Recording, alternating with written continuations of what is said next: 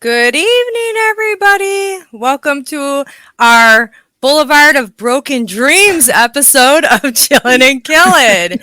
We are the three Snookies, so welcome to the show tonight.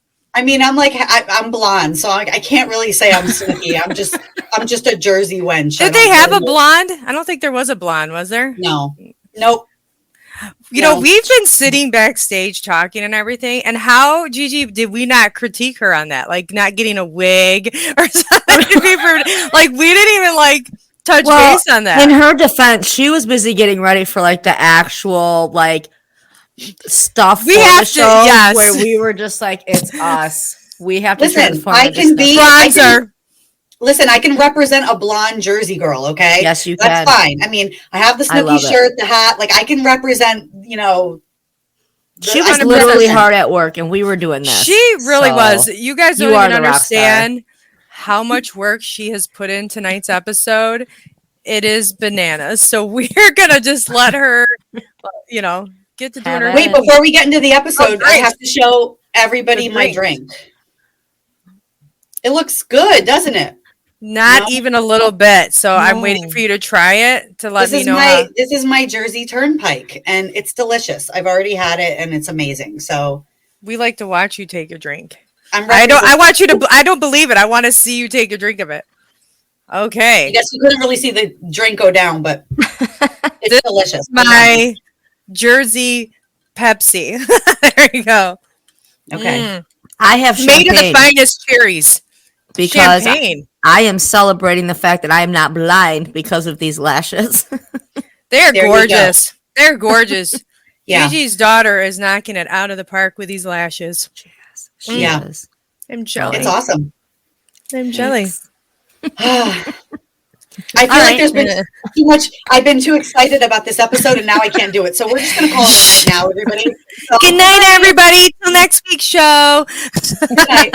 I'll post the novel so you can read it. It's fine, right? The work is insane that you've been doing, and we, like Gigi said, me and Gigi have nothing to do this whole week. Like we've literally tonight's show is all Team Meatball down there. The only work I did. Team Meatball. Well, you know what? It's like this. There's not even tons and tons of moving pieces to this. I mean, there's enough, but I just am obsessed with the story. I love it. I think there's some people, sick people like me, that enjoy a little bit of, I don't want to say danger to life, but you know how some people enjoy a little bit of excitement or a little taste of danger. This gives you that without, there's not a direct, someone was injured, somebody was, there's nothing like that. It's just, it kind of teeters on the edge of danger, mystery, what's going on. I think it's kind of terrifying if you're in the actual situation. Yeah. You know what I mean? So terrifying. But again, I'm going to get right into it. So anybody who doesn't know what we're talking about, it's called the Watcher House. So it's located in Westfield, New Jersey. The address is 657 Boulevard, which is why we're calling tonight's episode Boulevard of Broken Dreams. A couple months ago, Netflix came out with an amazing series on it. So anybody who's seen the series, you'll be familiar with probably everything I'm talking about. I started watching some of this series. I got to probably, I think, episode 3, and then life got crazy. You know how that is. And you're like, I'll come back to it. So I think it was picked up again for another season. So I don't know. Yeah, so it's just about this house in New Jersey where the owners receive letters, anonymous letters from somebody calling himself or herself the Watcher. And the letters, they don't really directly threaten, but they sort of do. And they're just creepy letters, and you can't figure it out. And it's like Heather just said. You think it would be creepy to be in that situation, but these people have cameras everywhere. I mean, they do everything to protect themselves, alarm systems, everything, and they still can't really figure out what's happening.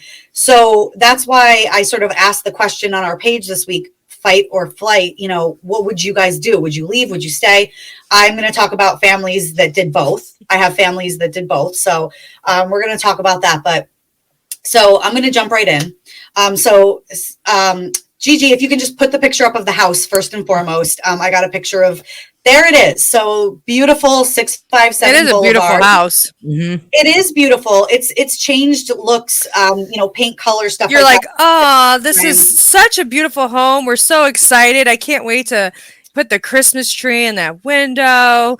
Well, you know what? And that's the thing is that, in the interest of time, I didn't include pictures of all the rooms, but anybody who, is interested, if you go online and just look at this house, it is beautiful. I mean, it's over $1.5 million house. I mean, people get this house and it is literally the house of their dreams, and they move in and immediately start feeling fearful. So, it's just an interesting story. So anyway, most of the story happens between 2014 and 2019. And in 2016, so the Netflix series was not the first TV show or movie to come out. So in 2016, Lifetime released a movie called The Watcher. And I think, I have a picture of that too. So this came out, but this didn't really draw tons and tons of attention. Did you see that one? Story. Have you watched it? Not. Okay. I did not. Nope. I've watched the Netflix series 3 times, but I haven't seen the Lifetime movie yet. So, so the house started really drawing attention in 2018. So in 2018, New York Magazine put an article out called The Haunting of a Dream House, which this story, it tells the tale of Maria and Derek Broaddus, which that's the main family that I'm going to talk about tonight. And that is the family that in the Netflix series, their name is Brannick. But they had a couple stipulations when the show was made, and they didn't want anyone really to know exactly who they are at first, although now they're sort of out in the limelight. But Maria and Derek Broaddus, and they bought 657 Boulevard. And this is a 6-bedroom, 4-bathroom house, and it was built in 1905. So before the Broadduses bought this house, though, in 1991, there was another couple, John and Andrea Woods, and they purchased this home in 1991, and they lived there for 23 years until 2014. And the entire time that they lived there, the Woods state that they did not get any creepy, threatening letters, anything like that, until just before they moved out in 2014. And so right before so they started to read. Okay, so they started to get the letters right before they moved out. Right before they moved out, and that's kind of going to lead us into our story about the Broadduses. And actually, I think I have a picture of. I couldn't find a picture of Andrea, but I have a picture of John Woods. He was in magazines and the news at some point saying that right here, John and his wife Andrea sold the house without disclosing that they had received a letter from the Watcher. So they only received one letter? Yeah, so would you disclose that? You know what I mean? I wouldn't think to disclose that. I'd be like, at that point, you don't know if it's personal or wrong address. I'm going to get deep into all this stuff, okay? Yeah, you are. So, yeah, I am. Deep. Meatball style.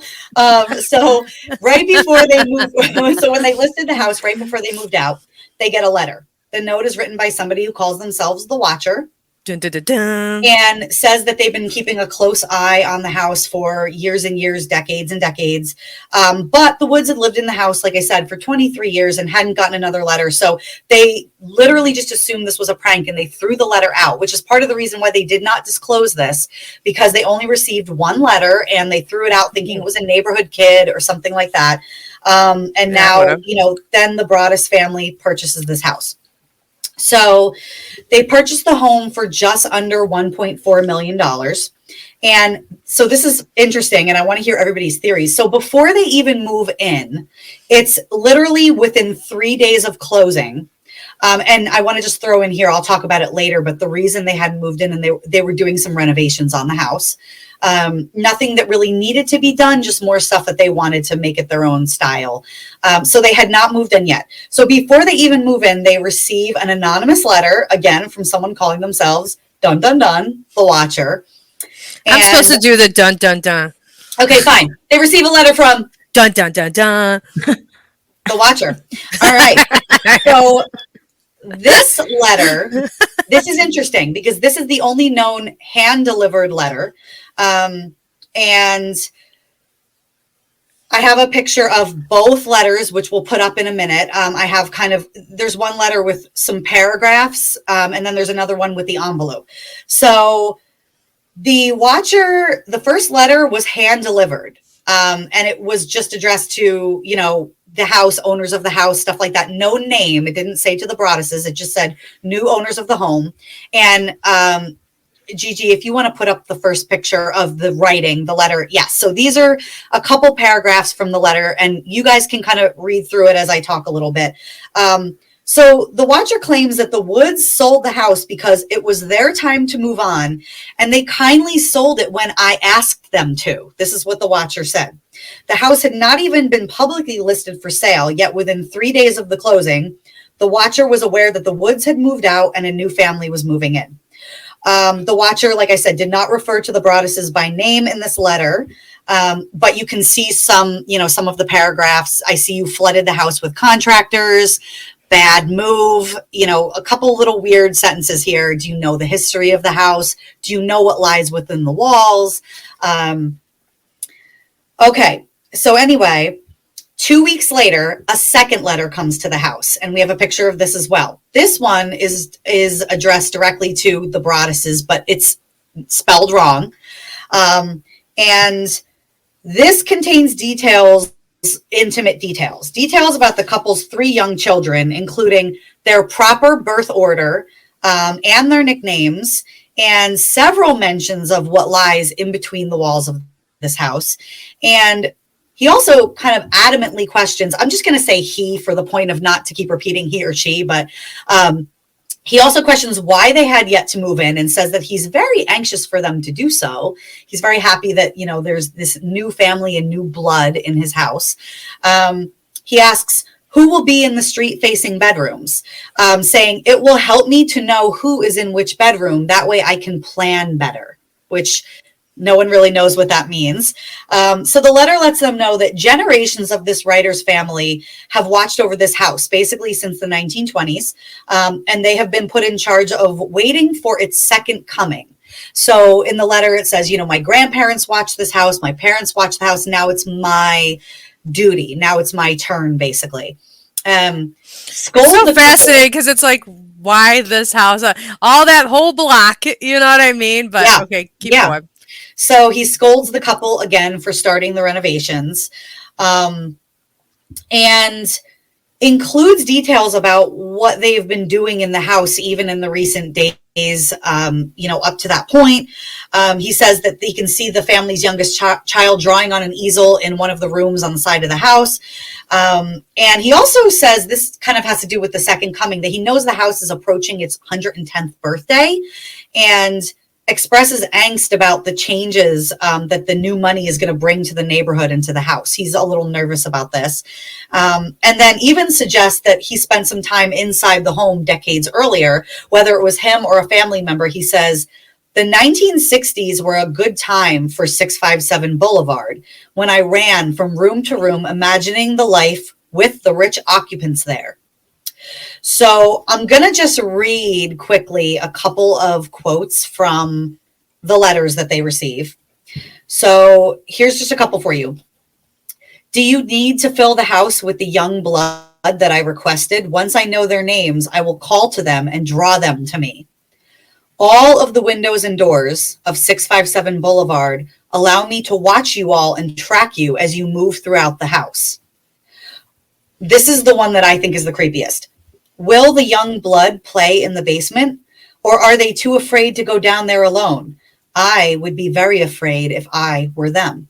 It is far away from the rest of the house. If you were upstairs, you would never hear them scream. So he puts this in one of the letters. I'd be gone. So I'd be like, no, I'm out. Here I go to the Holiday Inn. We do that song, Hotel, Motel, Holiday Inn. I'd be out of there. Like, there's no way. There's no way. Because, I mean, you can't do nothing. So I'm not just saying this because I don't live there. I'm really stubborn. And I don't know if I'd be gone at this point. I think that, curiosity would. I would with kids involved. That's my life. If it was me, I'd be like, bring it. Like, thinking I'd call you girls and we'd like have a sleepover. Like, come on now. I'd start doing some witchy shit. Be like, oh yeah, well, this is this. Like, I could do my own shit back at you. Like a Care Bear, like shooting shit out at you, back at you. I'm going to send my letter and leave my letter on, waiting for him in the mailbox. Yeah. To the watcher. Take this shit. Sorry. So needless to say, at this point, the Broadduses go to Westfield police. They're alerting the police of what's going on. And when they go to police, this is when they learn that the Woods had received a letter before they moved out. And so on their own, and this covers, a longer period of time, but on their own, basically, the family hired their own help. They weren't getting, they felt at first, a whole lot of help from the Westfield police. So they hired a freaking team of people. They had full, cameras, alarm systems installed in the house, surveillance. They hired a retired NYPD police officer, a forensic linguist, and a former FBI agent. They also hired a private detective. And over time, that's a lot of money going into this. Yeah, they would. And I'm going to talk at the end about the amount of money that they spent. It's insane. So they never moved in after receiving these letters. After the renovation, they actually never moved in. They were, after they saw this person referring to their children as young blood, it's like you said, Gigi, they were like, I'm not doing this. No. So they put the house back on the market after 6 months, and they were unable to find a buyer because at this point, word had gotten out about these letters, and people were really creeped out by it. Nobody wanted to buy this house. But they made a point to disclose to any interested buyers about these letters because they felt very upset. And through the course of this all, I don't make this a huge part of my story here, but they did sue the Woods. They did try to take legal action to say, you ruined the property value of my home. You warned us. You put us in a dangerous situation, and they didn't win because there really wasn't enough, enough to go off of. But they might as well have just tried. I mean, at this point, you're gonna try, but they just spend so much money. Yeah, yeah. So over the next couple of years, they try to sell the house. No one buys it. And they even at one point tried selling their house as a tear down, and that didn't work either. It drew the angst of the planning board and the community and everybody. And because this is, it was a gorgeous historical home, and they're saying, no, you're not going to rip that down. So, okay, so now we're going to just move forward to, this is 2016. It's around spring of 2016. After many, many planning board meetings and preparations, the Broadduses find renters for the house. So they decide to rent the house out. This family was pretty brave, didn't seem to mind the letters or the stories that had to go with it. So they move in. So shortly after the renters move in, there's only been 2 letters at this point, the 2 that we talked about. A third watcher letter arrives. Okay. And this one was way more aggressive than the first 2. The writer complains about the media coverage, about the letters, about the publicity, about this whole story. And he applauds the neighbors, calling the neighborhood my soldiers of the boulevard, for stopping the teardown attempt of the house. And then even kind of threatened revenge on the couple. So this is a quote from the third letter. Yada, yada, yada, saying something might happen to them, and goes into maybe a car accident, maybe a fire, maybe something as simple as a mild illness that never seems to go away, but makes you feel sick all day, day after day, day after day, day after day. Maybe the mysterious death of a pet. Loved ones suddenly die. Planes and cars and bicycles crash. Bones break. So this is a quote from the third letter. So is that supposed to be he's speaking of the prior family that brought the media attention to this case? I think he's just threatening them about any further steps that they're going to take to bring. But it's not for the new. Okay, so like because these are the renters now. Okay. So To everyone's surprise, the renters did not move out, just asked the Broadduses to install more security cameras, more alarms, stuff like that. How about cheaper rent? How about cheaper rent? Right. Can I get at least a month off out of the year or we're something? I need incentives to put up with this. Okay. So I'm telling you, return letters. Return letters. I don't know why they don't. Every letter I would give a return letter. Like, I don't know, but go ahead. Hi, Mom. Just put it in the mailbox for the next one. Okay. Right. So, well, you know what? And I'll throw in here, like, oh my God, there's so much. We can get to all this in the end. Hi. But so a lot of people questioned after seeing the series, which I get, because this is the way the show sort of represents it. Why didn't they put cameras on the mailbox? But I want to make a point to say to all viewers that only the first letter was dropped in the mailbox, not knowing the name or anything like that. Everything else was mailed. But even with that, I'm sorry, I didn't mean to cut you off. This is what we do. Is the mailbox? Yeah. Is it like across the street? Is it in their yard? It's at the end of the driveway. Okay, so like I know because we have video surveillance, and like you can't have it on, like it wouldn't be able to go like across the street, like because anybody that has them knows that you do get a pretty broad picture. You'd end up getting other people's homes and stuff, and that's a no-go. Yeah. No, so I think that the point was pretty much, well, if they put it on the mailbox, they're just going to see the mailman delivering these letters. My thing is, I'm thinking, okay, so this is going on. There's so much hype about it. They pick up mailbox. Mailboxes pick up mail all the time. Wouldn't there eventually be a mail person that would be like, okay, I'm recognizing this pattern at this mailbox? You know what I mean? And you could trace something back at that time. I'm going to get into that, Heather. Well, this is what we do. I love you. I'm just good questions. It's good questions then. Actually, I have the answer to that. Could I get a bell, like a light that goes off, or a bell? Ding ding! Like I have a sound effect machine I need to bring on board. Yeah. All right. So I know. I use it for Stay Spooky. I don't know. I'll bring it over here. All right. She's like, all right. I hate you too. Shut the hell up. Shut up. No. See my syllabus and homework I've done? I didn't. I'm going to be honest. I didn't. Nobody appreciates all my effort. No, I'm just kidding. We appreciate you. Okay.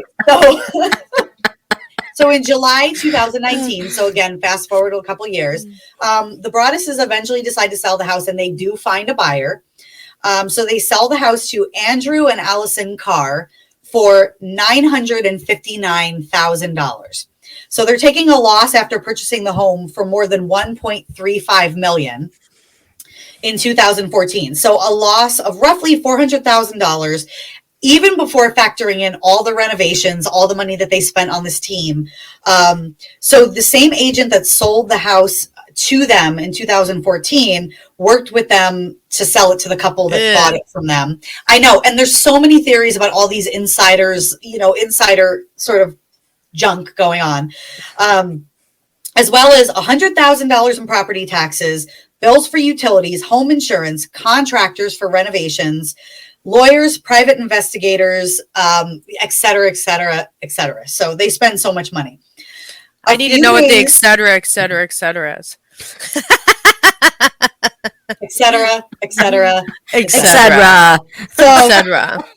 A few days before closing, Derek shows proof of his 60th mortgage payment. So in this time, he makes 60 payments of $5,495 each, 60 times, for a house the family had never lived in, basically. Wow. So they spent, and you know what? And it's, again, to just talk about the Netflix series, they do a good job of showing that it's so interesting, because I don't even think the watcher it doesn't end up being the problem.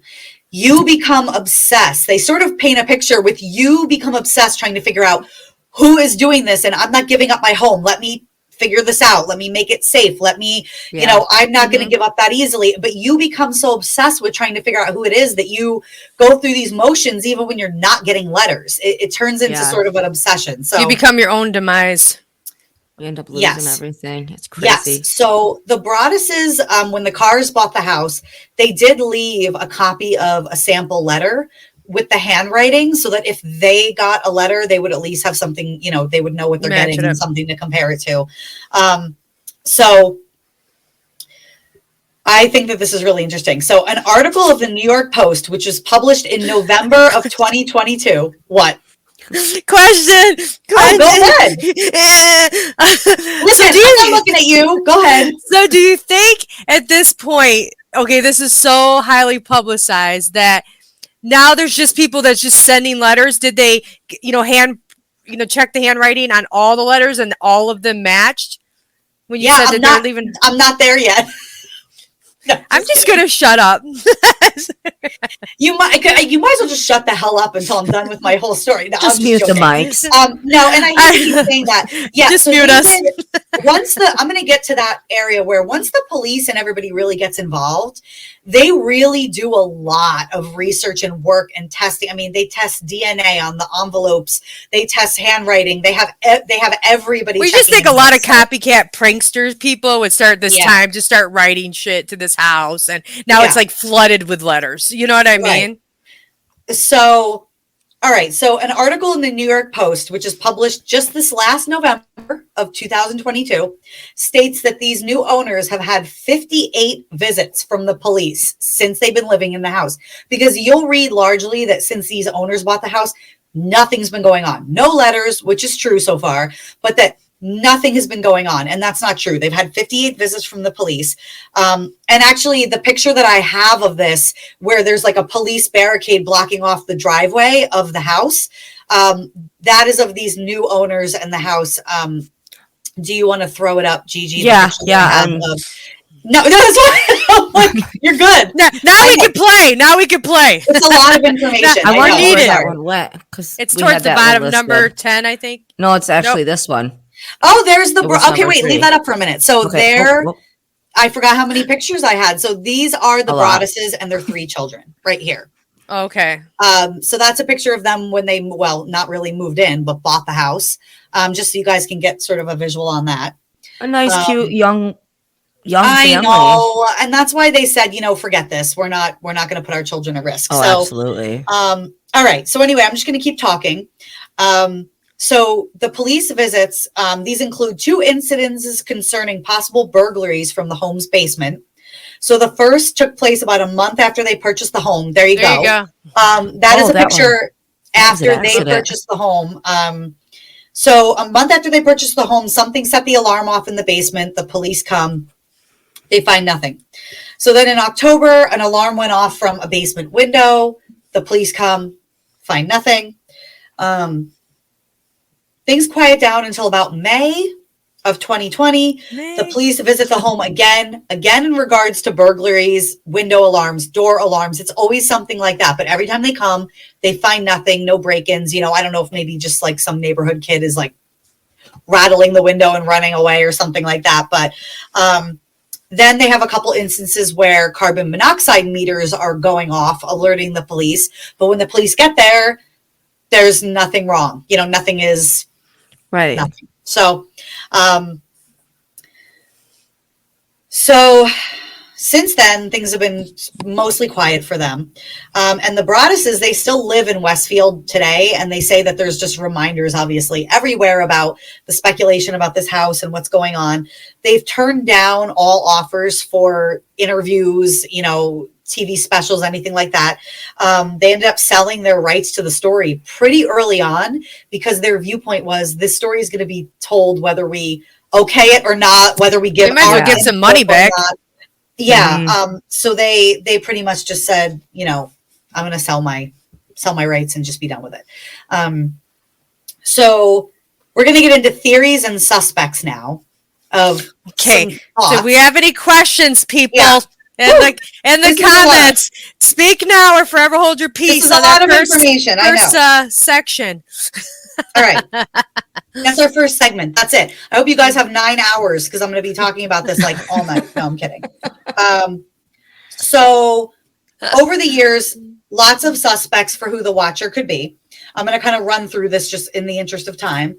So the police first thought it was someone in the neighborhood named Michael Langford. So if you watch the show, the character in the show is named Jasper Winslow. And this is the character that this neighbor was based off of. And this person was never arrested, anything like that. It was just speculation. They thought it might be this person in the neighborhood. Another suspect was a man who played violent video games under the username The Watcher. Again, someone that lived nearby, right?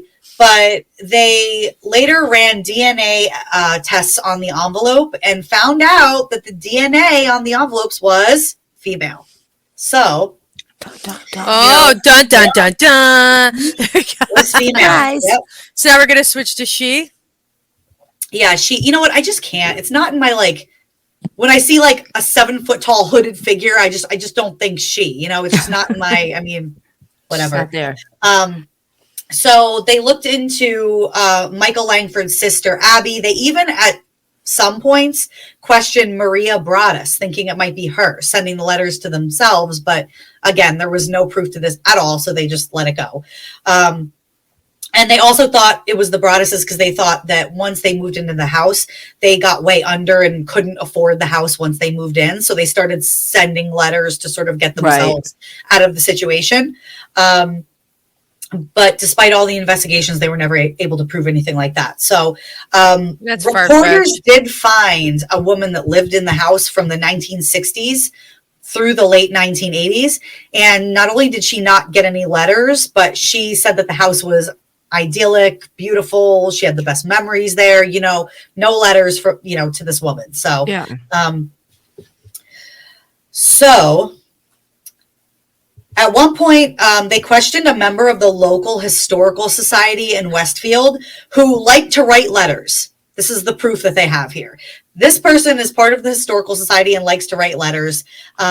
Lengthy holiday emails to friends and acquaintances. So this I hate those, folks. blame it on her. Lock her up. I hate. When, I just gonna side note this. I hate when people like, and I'm sorry for people watching this and may have sent me one or whatever. When people send you their like end of the year of what the shit they did all year. Have you ever gotten one of them? I hate them. They're like, so this is me and this is when I started out January. Like, I don't give a shit. I follow on Facebook. Like don't. I literally follow shit. you on Facebook. I knew when it happened. I don't they're need it the all most again. annoying things. If anybody's ever got one, oh my god, I'm just like. So if we learn anything from tonight's episode, guys, it's don't send Heather this is what's going on. No, Just once is fine. Oh, so my mom said they also rented the house for 1 year to a businessman, and he did not get any letters. There you go. See, your mom's on top of it. You guys are just studying together. We're obsessed. We're Jersey. See, look at you guys are studying together, mom and daughter. Gigi and her daughter's doing makeup. I have boys. Yeah, she's making me look fabulous. I just can't even. Sorry, I can't even. It was just me and my bronzer, just painting myself on tonight. You look fabulous too. Yeah, guys, I have so much bronzer on. If I it's not even hitting. I look like a pumpkin, but you can't. I have a lot of makeup on too. That's why I'm not talking much. My face is stiff. And the lighting, you guys, is really taking away how freaking Jersey Shore we actually are, because we are like it's lace and bronzer. Orange. Yeah, it's obnoxious. It's ridiculous. But go ahead. Okay, so anyway, a journalist did ask that person if he was the Watcher, and he really laughed like very hard and said the only thing he was worried about was the house bringing down property values in the neighborhood, and that he wouldn't take the time to write, you know, these letters and do that whole spiel. So, so the most intriguing story that I think, and this story is in the Netflix series, but I thought this was really interesting. It involves a local teacher. Okay, so I'm just going to kind of read this through to you guys. So for 33 years, his name was Robert Kaplow. He taught English at Summit High School, 2 towns over from Westfield. He built a career as a writer, and he was best known for a 2003 novel that he published called Me and Orson Welles, which was made into a movie. The novel is filled with references to Westfield, where he grew up in the 1960s. And he writes, Westfield remains for me the geography of my youth. I'm still very drawn to the place. So over the years, he tells stories to his students. And these stories, the students remembered these stories and just thought it was interesting. He talks about a particular house in Westfield and his obsession with this house. And he says, I had this idea to start writing letters to the house, not to the occupants, but to the house itself. saying, how majestic, how much I love the house, and, writing letters to this house. So another student recalled that he said he had sent more than 50 letters to the house in question.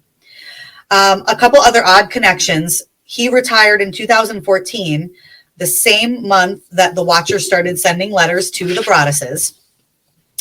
And even though he moved out of Westfield, his brother Richard still lived there, and he lived half a block from 657 Boulevard, and he worked as an attorney in town. When the Broadduses sued the Woods family, guess who they were represented by? The brother, Richard Kaplow.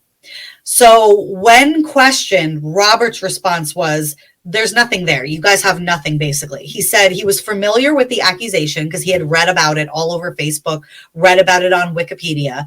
And he admitted that he had written letters to a house in Westfield, but the house was not 657 Boulevard. He said it was a Victorian house on the north side of town, and that the letters were admiring letters, not threatening letters. And Christmas, what did he do this year letter? Yeah, exactly. So leads and developments in the case. I'm going to just run through this quick.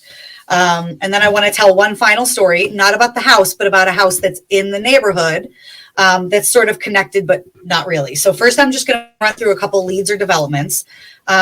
So in 2015, the mayor of Westfield described the police department's investigation as exhausting, leaving no stone unturned. But really, they didn't even speak to some of the neighbors or any of the people, surrounding the house. They didn't take it seriously at first. It took a little bit of time before they actually, put some stock into this. They rebuffed any assistance from all of the investigators and help that the Broadduses hired themselves. They didn't want any help from those people. And so then in 2018, the Westfield's chief of police retired.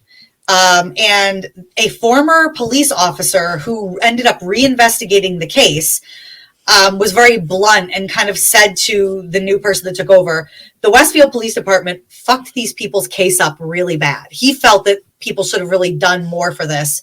And then, of course, the Westfield Police didn't respond to that statement. But he said, they never took it seriously and they really should have. And maybe something, maybe they would have been caught. Mm-hmm. Eventually, the case was turned over to the Union County Prosecutor's Office, which started the investigation over again from scratch. And didn't feel that was necessary. They said this is not necessarily a case the prosecutor's office would be involved in. Our lane is homicide, narcotics, financial crimes, not this stalking stuff. Basically stalking junk. And by 2018, they put considerable resources into the investigation, but they didn't have any new leads, fresh evidence, anything like that. So it kind of just hit a standstill at that point. So the prosecutor's office decided to try one more new idea because they found saliva under the flap of the envelopes, and subsequent DNA tests determined that it was licked by a woman. So basically what they did was they went through the neighborhood. They canvassed the neighborhood and asked for DNA samples from all the women. They talked to the Broadduses' friends, basically friends, family of anybody involved in this whole situation. Right. They decided if we do just like a huge sweep and see if we can get people to volunteer to give this DNA sample, maybe we'll find something out. But they never found anything. And they did find the neighborhood to be largely cooperative. Well, you need to find out who wasn't cooperative. Do a census. Yeah. Did Susie Lou not come in that day? Right. Like, well, who didn't show up? So they were told that the neighbors were cooperative and because nobody wanted to seem suspicious or seem like they were doing this. Well, right. But of course, the Broadduses at this point, they're sort of obsessed. So they're going, how many people gave samples? How many people have been ruled out? Right. And when they started asking more questions, several people on the block later admitted to journalists that during the canvass, they weren't home. Some had refused to have their cheeks swabbed, and give the DNA evidence. And just a long list of what ifs. So yeah, but somebody could be at the post office and be like, "Oh, sorry, I just have no spit. Lick this for me." Maybe someone else would do it. Well, okay, I'm gonna pull this up again. It looks like a child wrote that, and then it got scribbled out, and wow, or at least a bad left handwriter. You know, or like Yeah. someone trying to right. Like I was just gonna say my wrong hand, so I throw it off. I was just gonna say that it literally looks like if I wanted to write a letter, but I was just like like sucky imagination, I'd be like, okay, I'm just gonna write shaky so that they can't match my, my or write with your non-dominant hand, and there you go, you got that. So anyway, the private investigator that the Broadduses hired actually looked into the case and interviewed several post office employees and, actually talked to a lot of different postal services and said that they were just confused as everybody else. They didn't know what was going on. There was no pattern that they could really establish or anything they could pin down except for, like what I said, all the letters were postmarked from Kearney, New Jersey. So the post office in Kearney is where all the letters were coming from. That's really all they had. So, I feel like you could have did more with that. Yeah. Like if you really wanted to, you could have cameraed that just to, see who's coming through. And I don't know. A lot of work though. I mean, all that shit costs money. You know what I mean? Yeah. So at the end of the day, it's like, are they going to want to spend the money on that now? Yeah. So the other story that I just want to tell, because they tell this story in the Netflix series and they connect it to the house. So there was a house a couple blocks down from 657 Boulevard. Now, in the show, they talk about the fact that this house, 657 Boulevard, that there's tunnels running from the house to several other homes in the neighborhood and the bordering areas that they use in the times of Prohibition. This has never been proven in real life. This was something they did for the show. They're saying that there are no tunnels, there's nothing like that, no secret doorways. But there has been speculation from some people that grew up in that area saying that they do think there's tunnels and they're just completely walled up, closed off. There's no way to prove it, or they haven't done enough demolition to really prove it, in the basements of these houses. But anyway, this is the only part that really connects this story that I'm about to tell you. If anything, it's just a weird thing that happened close by. So this story is about a guy named John List. So John List, he's the one who inspired the character John Graff. So if you've seen the Netflix series John Graff. So he lived in Westfield, New Jersey at 431 Hillside Avenue, which is a 19-room Victorian mansion, which was named Breeze Knoll. And he lived with his mother, his wife, and 3 children. So I do have a picture of the List family, of him and his wife and his children. And yes, so they moved, there it is. So they moved to the house in 1965. He was a devout Lutheran man, Sunday school teacher. Good looking family. Very, very, very religious. I just want to stress that. Hugely religious. Who eventually struggled to maintain his employment and began stealing money from his mother's bank account. So his mother had a bank account in 1965, about $200,000. And he ends up losing his job, and he starts waking up every morning, saying goodbye to his family and going to work. Even though he wasn't going to work, he would go to the bank and withdraw small amounts of money from his mom's savings account and use this for groceries, bills to live on, making his family believe he was still going to work because he didn't want to be, a failure to his family until he could figure out what to do. This is what he does, but he's basically draining his mom's bank account. So he goes through, some time of this deep depression, not working, not really knowing what to do. His kids become teenagers. His daughter starts acting out. So basically on November 9th of 1971, he murders his entire family. I seen it coming. When you said he's really religious, I was like, dun, dun, dun, dun. He fatally shoots his entire family over the course of one afternoon. He first shoots his wife, Helen Morris Taylor, his mother, Alma, and then his daughter, Patricia, and his son, Frederick, when they come home from school. He shoots them both. He then made a lunch for himself. He closes out his bank accounts and his mother's bank accounts before going to his son's soccer game. His son's name was John. So he goes to he literally sits at the table and eats a sandwich, while his family's on the floor bleeding and dead. So then he goes to his son John's soccer game. And while driving home from the game, he shoots his son John. He arranges his family's bodies in sleeping bags and arranges them sort of in this certain weird ritualistic way, cleans the crime scenes and removes all his photos from the house, rips himself out of photos, takes all the other photos from the house, and then flees. Okay? So the bodies were discovered a month later. He left a 5-page letter to his pastor, which they found with the bodies. And in the letter, he confesses that he saw too much evil in the world and he killed his families to save their souls. He also says in the letter that his mother's body, her body was not arranged with the rest of the bodies. He left it upstairs, either on the top floor or the attic, saying, I'm sorry, it was too heavy for me to move. So I left it up there. Damn, and he insults her? Yeah. Snap. So he flees and he disappears. So after the murders, he lives under the name Robert P. Clark, lives the rest of his life, eventually remarries, starts working again. What? Starts working again as an accountant. This is not even the best part. Is finally arrested in 1989 in Richmond, Virginia, thanks to America's Most Wanted. So I have the picture. Oh, I love America's Most Wanted. Okay. Yes. That show would scare the shit out of me when I was a kid. There you go. There's also a picture I think I have of him actually getting arrested. He's in handcuffs in like a suit. There you go. There's Mr. List. So he was the subject of an episode that included clay busts. So clay sculptures depicting what people would look like with age, from when they disappeared to their older age. So they sculpt a picture of John List and they put it on an episode of America's Most Wanted.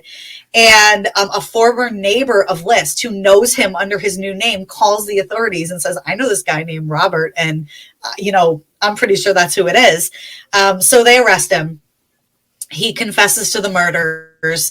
In 1990, he's, convicted on 5 counts of first-degree murder on April 12th, and he dies in prison on March 21st, 2008, at the age of 82. Damn. They go ahead. So he couldn't deal with the fact that he lost a job, had to kill his whole ass family because he lost a job, but could kill his whole ass family and just go ahead with his conscience clean. That's just Yeah. Okay. So in the show, they go a little deeper into it.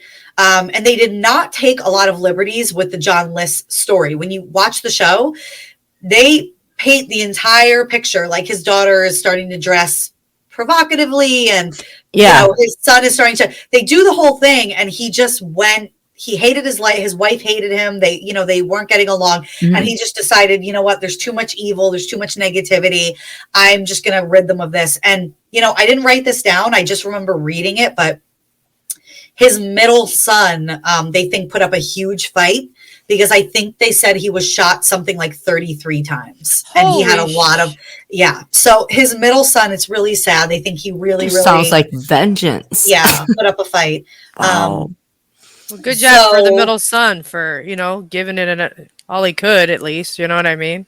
Yeah. So the final thing I just want to end with. So over time, really, really avid readers just today, people who love to read, tried to identify a connection between authors and the watcher, trying to say that it might be someone writing books that just took books a step further. So following literary inspiration. So a couple suggestions here. So anyone familiar with the work of Shirley Jackson, there's a novel, Watching You, published just a few months before the Watcher letters started coming into play, and the book is narrated by a stalker saying, I am the one who watches. One reader saw echoes of Dean Koontz, which I've read many, many Dean Koontz books. I don't really see a connection there.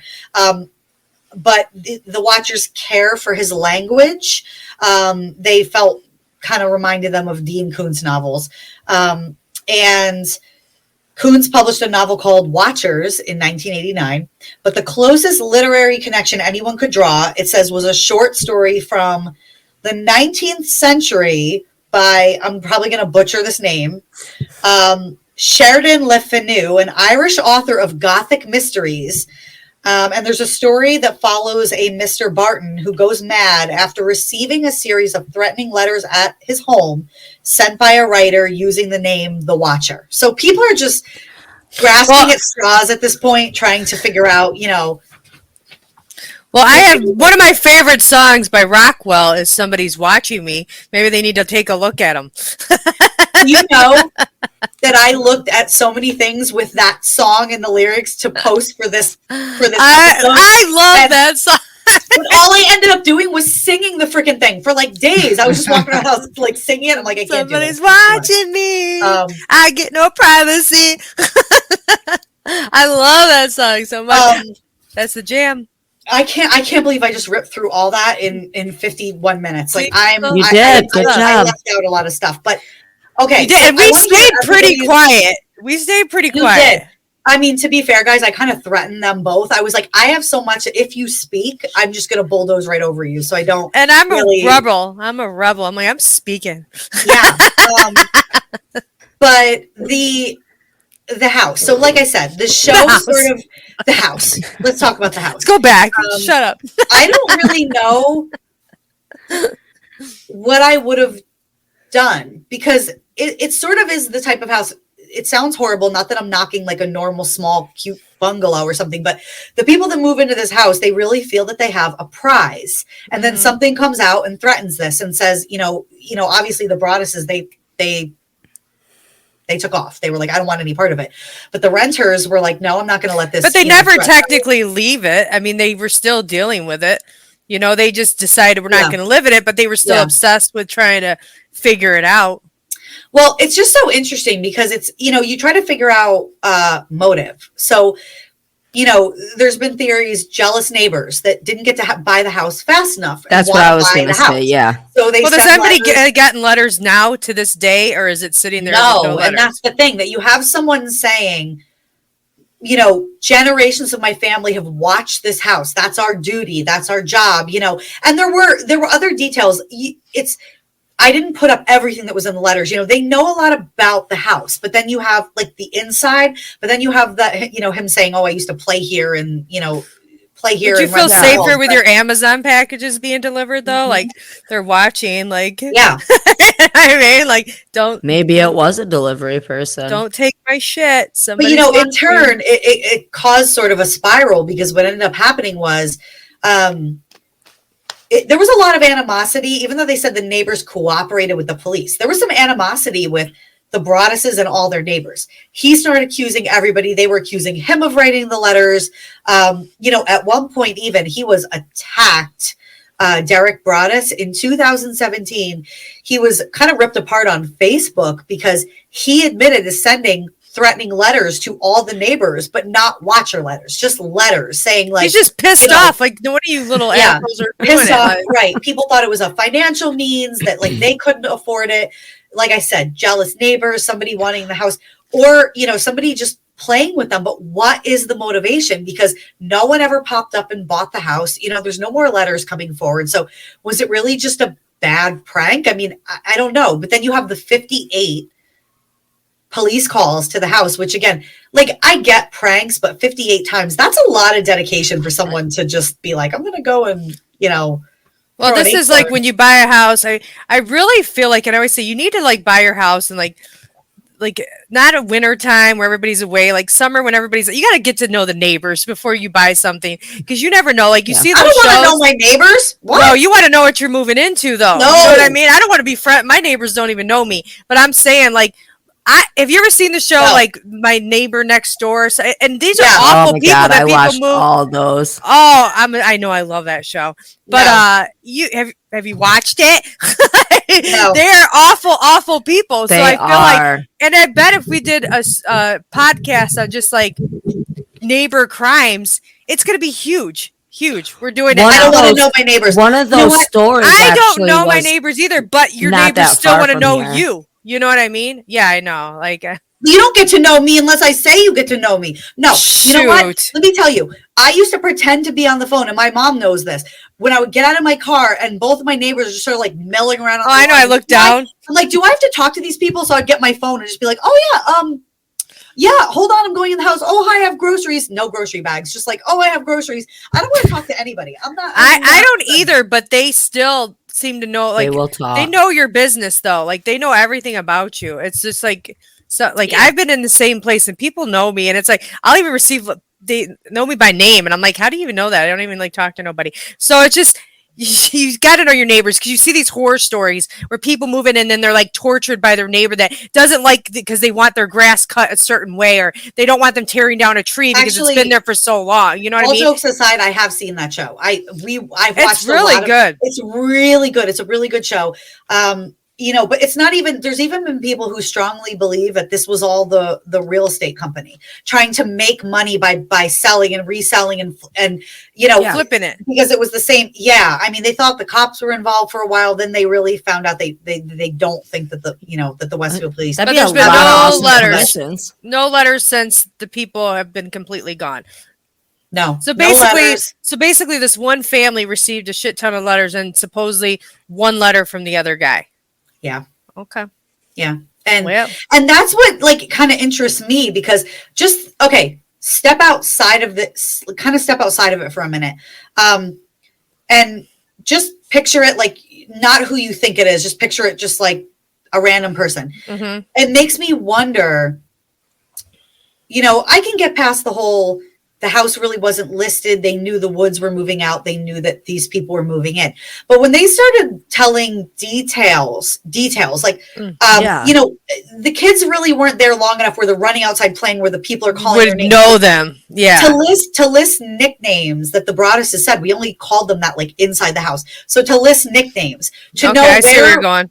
To know where furniture was set up in certain rooms, to know where, like, there's more in these letters that makes me go, were they in the house or were they talking to somebody? Like they would like have to be. Yeah. Okay, but hear me out.